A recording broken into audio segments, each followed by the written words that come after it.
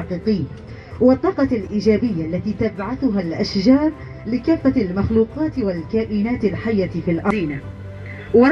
وراء كل عمل فريق، ولكل نجاح اجتهاد، ولكل مجتهد نصيب. نستمع الآن لكلمة اللجنة التنظيمية لمعرض وادي عتبة للزهور والأشجار المثمرة، يلقيها على مسامعكم السيد المهدي عبد الله عبيدات، أحد أعضاء.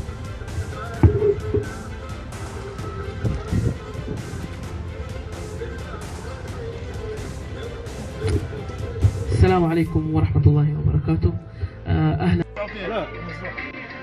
هنا الوحدة هذه أنت الوحدة هذه هو زرع كله.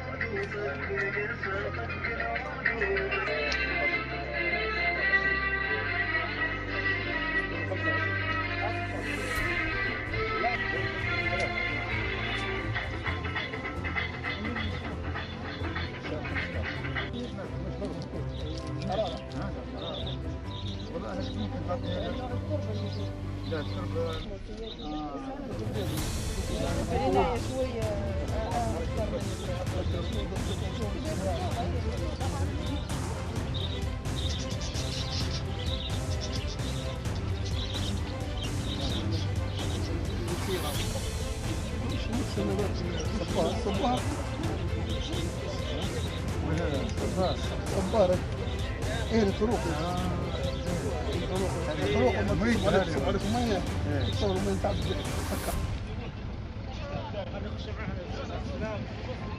الله وبركاته. مرحبا بكم في معرض الزهور في وادي عتبة المقام في مدرسة السبيطات بلدية وادي عتبة للسنة الثانية، وفي مشتل وئام.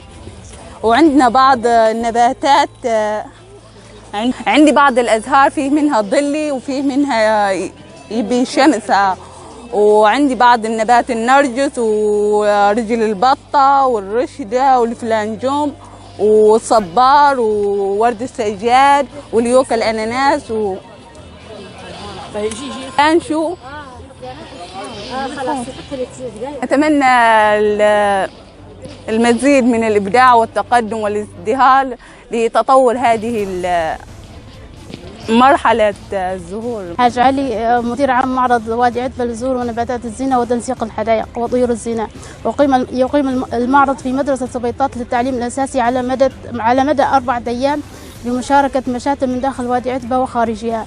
نتقدم بالشكر إلى فريق نسائم الربيع الذي أشرف على إقامة هذا المعرض.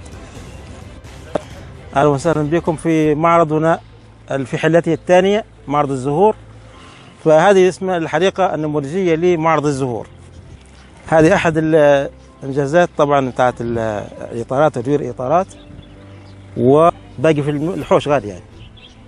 هذا جزء بسيط منها، ولكن أغلب المجموعة الثانية اللي هي في الحوش غادي. هذا بالنسبة للإطارات. جزاكم الله خير. يعني ملحق للمعرض جميع المرحلة. حديقة نموذجية. بسم الله الرحمن والصلاة والسلام على سيدنا محمد وعلى آله وصحبه أجمعين. الحقيقة في هذا اليوم تشرفنا بحضور هذا المعرض لنباتات الزينة والطيور. وحقيقة هذا المعرض يعتبر يعني خطوة ممتازة في إطار المحافظة على البيئة، اللي يعني يجب على المواطنين أن يعني يختلوا بهذه النباتات وبهذه الأشجار في تحسين البيئة. والحقيقة كما أشار بعض الأخوة يجب أن تكون هدايانا ومنحتنا لغيرنا، بدل من تكون أشياء مصنعة وأشياء غريبة علينا، يجب أن تكون هي عبارة عن ثمار وعن أزهار وعن نباتات زينة نهديها لبعضنا في هذه المناسبات السعيدة. وفي هذه المناسبة الحقيقة لا يسعني إلا أن أدعو الله سبحانه وتعالى أن يوفق شعبنا في فلسطين في دحر المستعمر الصهيوني المحتل لأرض فلسطين، وكل يوم إن شاء الله من تقدم يتقدم. يعني هذا حقيقة معرض حيوي، معرض ممتاز، نأمل أن يتكرر دائما. وحقيقة وادي عتبة أخذت يعني مكانها في مصاف معارض الزهور ونباتات الزينة، ونتمنى للجميع التوفيق، والسلام عليكم.